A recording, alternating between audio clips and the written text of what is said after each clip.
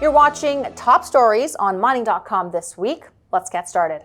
The world's 50 biggest mining stocks added nearly $900 billion in value after a bombshell 2025, as gold, silver, and copper prices surged.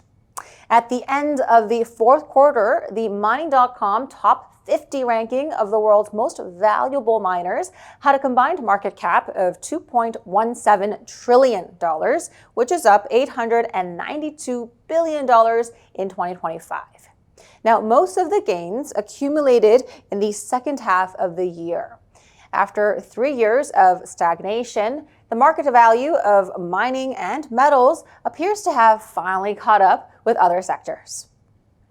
Gold was up nearly 3% on Monday on heightened geopolitical tensions following the U.S. capture of Venezuelan President Nicolas Maduro.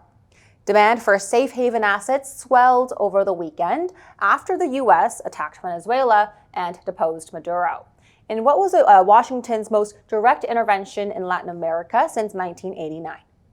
Spot gold hit a one-week high of just over $4,455 per ounce, which is about $100 shy of its record high set late in 2025. U.S. gold futures surged to as high as $4,480 per ounce in New York. Suspected jihadists attacked the Marilla gold mine in Mali over the weekend, burning equipment and taking 7 employees hostage before releasing them. This is according to an official from Mali's mining ministry. Armed men on Saturday attacked the mine, for which U.S.-based Flagship Gold signed an investment agreement last year. They reportedly burned equipment and took 7 employees hostage, but released them all the following evening. Now, the attack highlights mounting security risks in Mali, which is Africa's 3rd largest gold producer. They're battling an al-Qaeda-linked jihadist group that have targeted economic assets and foreign investment. Copper touched $13,000 per ton in London for the very first time on Monday, extending last year's scorching rally that was fueled by mine outages and trade dislocations.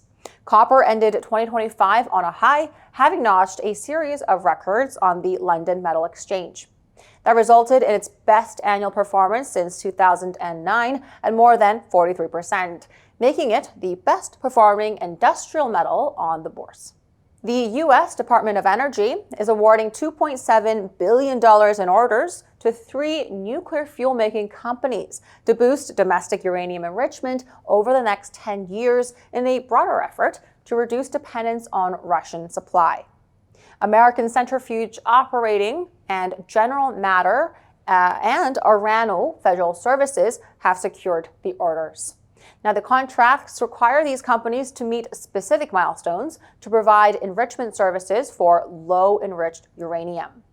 Russia is currently the only country that makes low-enriched uranium, which makes new high-tech reactors more efficient by allowing for smaller designs, longer refueling cycles, and greater power output.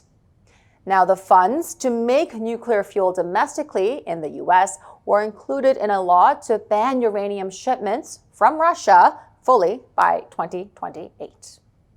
Thanks for being with us to watch the Bulletin this week. We'll see you in the next one.